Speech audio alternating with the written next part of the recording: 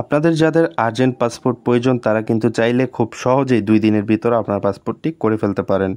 তো সেই বিষয়টি আজকের ভিডিওতে তুলে ধরবো কিভাবে 2 দিনের ভিতর আপনি আপনার পাসপোর্টটি হাতে পাবেন। আপনারা যারা এই চ্যানেলে নতুন দর্শক তারা অবশ্যই চ্যানেলটি সাবস্ক্রাইব করে বেল আইকনটি বাজিয়ে দেবেন। প্রথমে আসি কারা 2 দিনের ভিতর পাসপোর্ট করার সেবাটি নিতে পারবেন।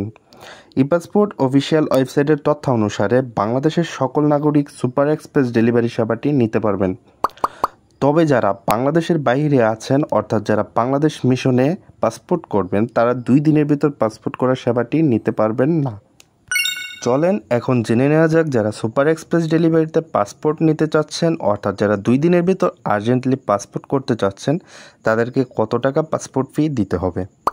আপনি যদি 48 পেজের 5 বছর মেয়াদি পাসপোর্ট করেন সুপার এক্সপ্রেস ডেলিভারিতে তাহলে আপনাকে দিতে হবে 8,625 টাকা। আপনি যদি 48 পেজের 10 বছর মেয়াদি করেন সেক্ষেত্রে আপনাকে দিতে হবে 10,350 টাকা।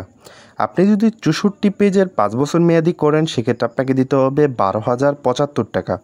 আপনি যদি 64 পেজের 10 বছরের করেন আপনাকে দিতে হবে 13,800 টাকা।